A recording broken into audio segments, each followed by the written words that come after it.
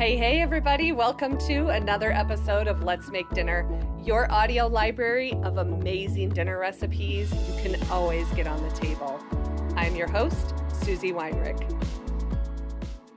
Hello, everybody. Welcome in. Happy Thursday.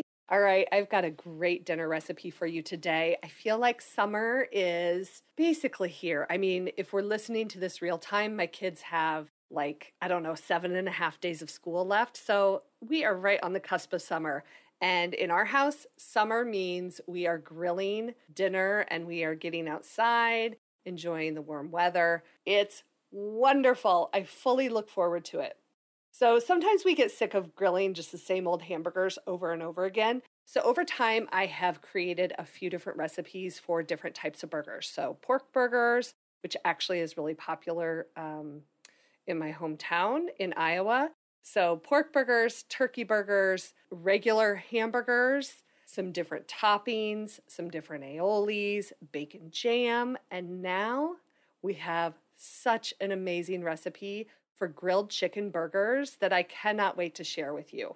This is not your just traditional dry, bland chicken burger. It is pumped up with flavor, and then when you serve it, you're going to make a dill pickle slaw that is so delicious. It just amps the flavor up of the whole entire thing. And then the piece de resistance is a garlic aioli that you're going to put together. It's just 3 ingredients, and you stir it together and slather it all over your chicken burgers. When I eat it, I'm actually dipping my burger into more of the garlic aioli. It's that good.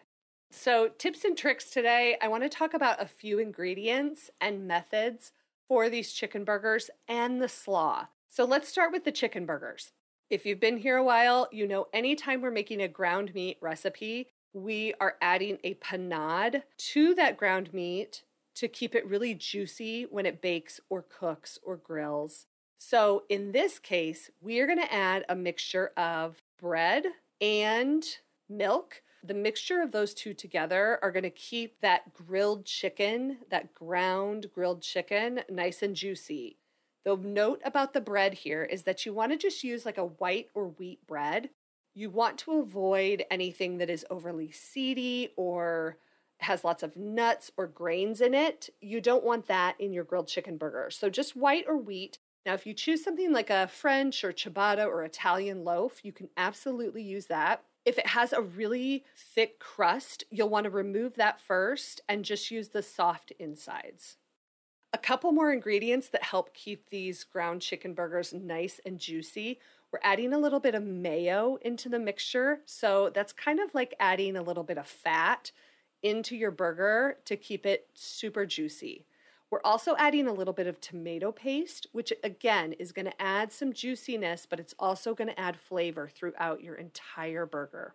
Let's talk a little bit about the ground chicken.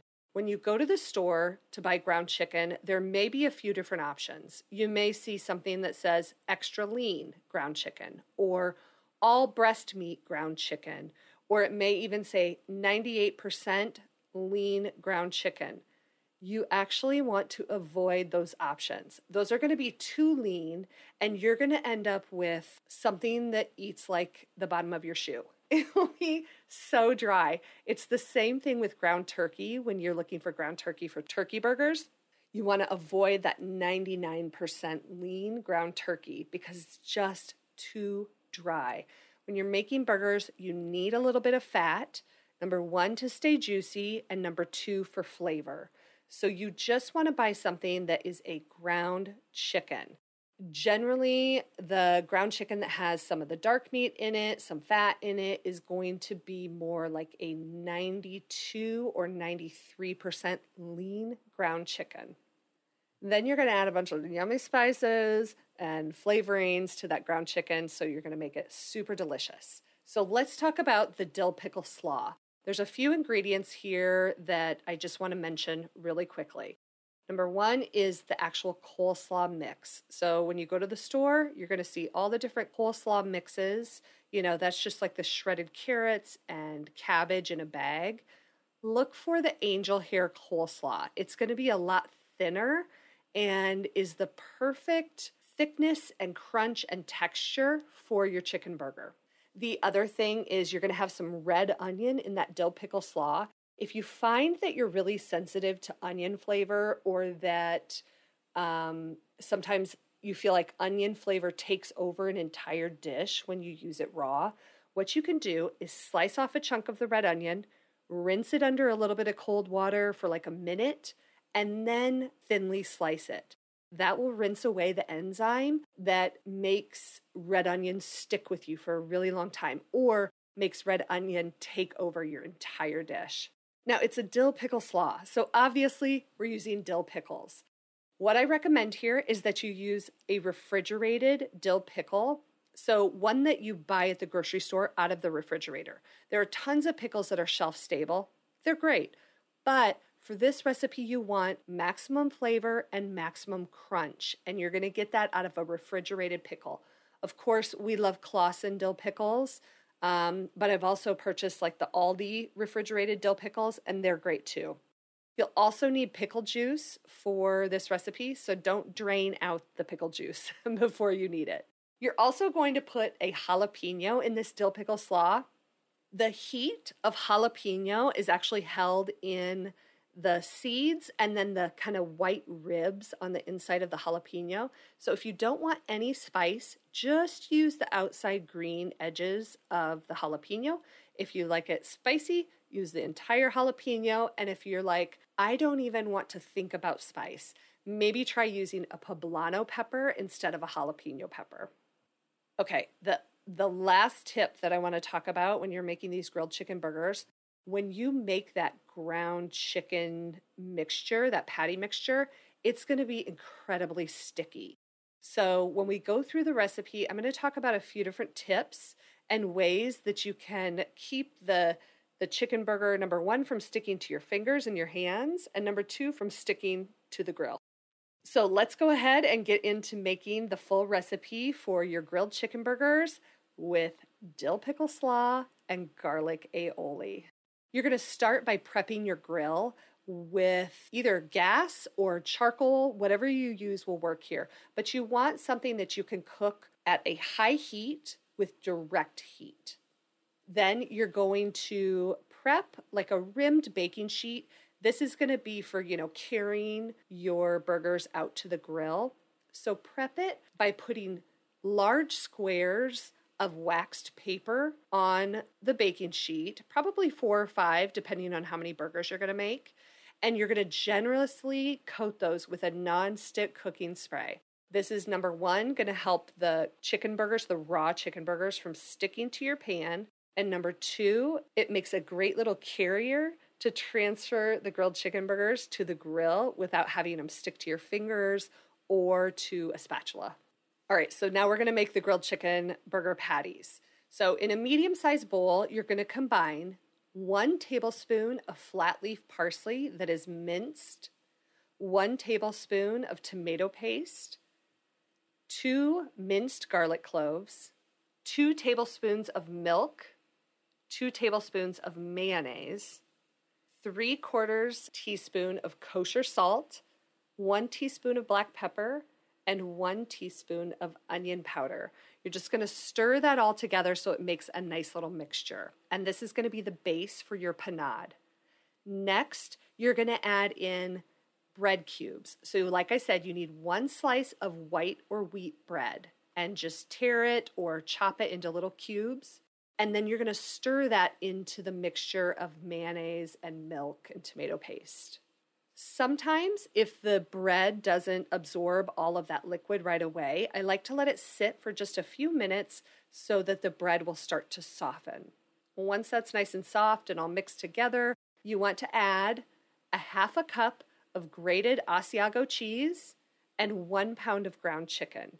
Now, if Asiago cheese is not your jam, you can absolutely sub in another kind of like a hard cheese. So maybe like a Grana Padano, Romano, Parmesan, a Gruyere, something like that will work in place of the Asiago cheese.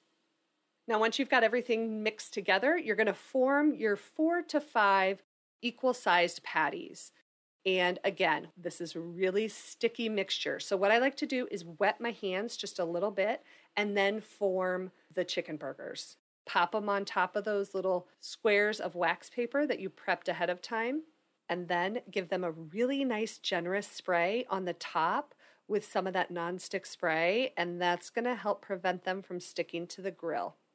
And now it's time to take them out to the grill. Okay, so you're going to grill your burgers over direct heat for probably about 4 to 5 minutes per side. Here's the thing with ground chicken. You have to cook it to well done to be safe to eat because it is chicken, it's poultry. Well done means 165 degrees Fahrenheit internal temperature. So you can take that temperature with an instant read thermometer is what we like best. So if you made really thick burgers, they may take longer than 4 to 5 minutes. If you made really thin burgers, it may only take 3 minutes per side. Just be conscious of cooking to temperature, 165 degrees Fahrenheit, not necessarily time. Now take those burgers back inside. I like to let them just rest for a little bit. And we're going to make that dill pickle slaw and the garlic aioli. So for the garlic aioli, you can actually make that ahead of time if you'd like. It's so simple. In a small bowl, you just stir together a half a cup of mayonnaise, 2 minced garlic cloves, and 1.5 teaspoons of fresh squeezed lemon juice. That's it. Then it's ready to go. Like I said, you can make it ahead of time and pop it in the fridge for probably up to like 5 days, maybe even a week. So make that ahead of time if you'd like. For the dill pickle slaw in a large bowl, you're just going to stir this together. You ready?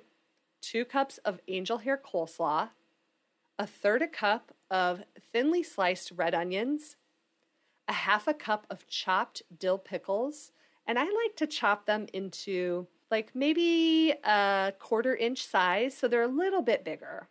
1 tablespoon of chopped jalapeno, 2 tablespoons of pickle juice, 1 tablespoon of olive oil, and 1/4 teaspoon of kosher salt. You just mix that all together and that's it. You pile it high on top of your burgers and it's so delicious. What I will say about the slaw is you really can't make that super duper in advance because as it sits with all that salt, those salty ingredients, the coleslaw and the onions and the jalapeno will start to release juices and all that salt will also start to break down the coleslaw. I would say make that at most like an hour before you serve the burgers. So when we serve these, I like to do a brioche bun. You can toast it on the grill or not toast it, totally up to you. Take the bun, slather on a ton of that garlic aioli, pop on your chicken burger, and then top it with a pile of the dill pickle slaw. You are absolutely going to love these. You're going to go crazy for these. They're so good. So just like anytime you're grilling, when we're serving these, we like to do like a starch and a veggie. So keeping it in the grilling family. For starches, you could think of potato salad, like a cheesy potato casserole, twice baked potato casserole, pasta salad, or you can keep it really simple with like potato chips, fries, or tater tots are always a good idea as well. And then as far as vegetables, maybe we'll do like a corn on the cob, roasted asparagus, roasted broccoli or carrots, whatever, depending on what time of year it is, we'll decide what veggie we're going to eat. So of course, I will link all of those recipes for you right in the show notes so you can find everything you need to make this recipe when it's time for dinner. If you are enjoying these episodes of Let's Make Dinner, I would love to have you subscribe or follow in your preferred podcast player. That will just make it easier for you to find all of our new episodes right in your podcast feed. Until next time, I hope this episode of Let's Make Dinner makes your dinner time a little easier. See ya. All right, now it's time for your double dip. You guys, thank you so much for sticking around and looking forward to our episode for next week. So next week, we're going to follow in this same grilling vein, and we are going to make a grilled chicken Caesar salad for dinner. We love having grilled chicken Caesar salads for dinner in the summer. It just is a nice, light dinner that is still super delicious and everybody loves. The thing with this grilled chicken Caesar salad is that we're making our own Caesar salad dressing, and we are not adding anchovies to it. So if you're opposed to anchovies, if you don't love that kind of fishy flavor that Caesar salads sometimes have, or if you find that anchovies are kind of hard to find, this is going to be a great recipe for you. To make this next week, here are the ingredients that you're going to need. Obviously, you're going to need some chicken breasts, and I always love to do an air-chilled chicken. I find it has better flavor and better texture. You need a little bit of kosher salt, black pepper, some buttermilk, because we're going to marinate the chicken before we grill it, and then obviously romaine lettuce for the salad, Parmesan cheese, and some croutons.